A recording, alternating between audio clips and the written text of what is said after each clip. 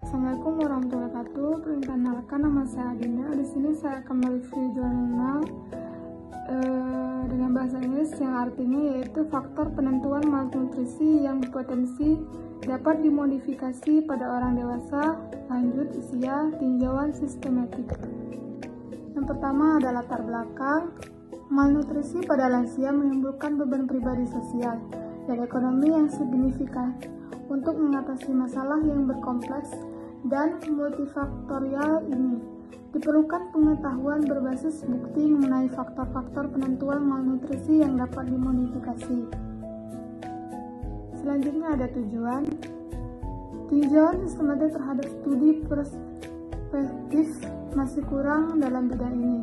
Oleh karena itu, tujuan dari tinjauan sistematik ini adalah untuk menyelidiki faktor-faktor penentuan malnutrisi yang dapat modifikasi pada orang lanjut usia. Metode atau pendekatan sistematik diambil untuk melakukan tinjauan ini.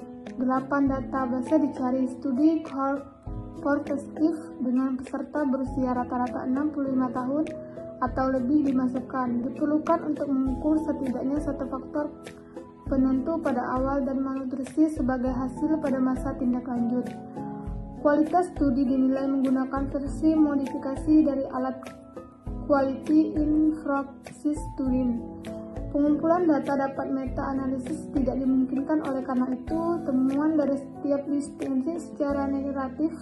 Sintesis penelitian deskriptif digunakan untuk menyajikan hasil karena heterogenitas sumber dan lingkungan populasi. Definisi faktor penentuan dan hasil konsistensi temuan dinilai dengan menggunakan skema bukti kuat, bukti sedang, bukti rendah, dan bukti pertentangan. Temuan atau hasil 23 studi dimasukkan dalam tinjauan akhir. 30 faktor penentuan yang berpotensi dapat dimodifikasi di 7 domain. Lisan profesional dan pengobatan, perawatan kesehatan, fungsi fisik gaya hidup, makan dimasukkan. Ada bukti modern bahwa rawat inap tergantung makan, prestasi diri dan buruk tentang kesehatan.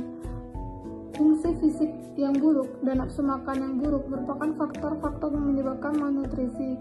Modern menunjukkan bahwa kesulitan mengunyah, sakit mulut, penyakit penyerta pada gusi, gangguan penglihatan dan pendengaran, status merokok, konsumsi alkohol, dan tindak aktivitas fisik.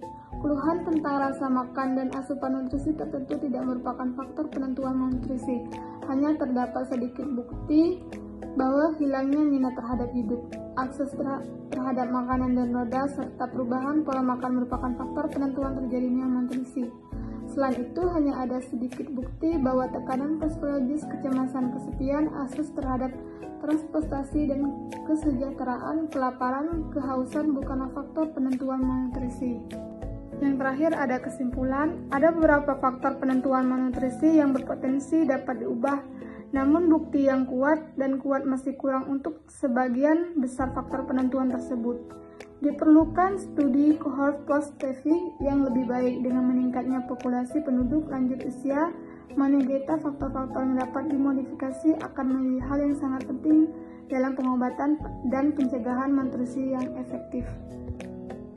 Baiklah, terima kasih. Itulah hasil dari presentasi saya.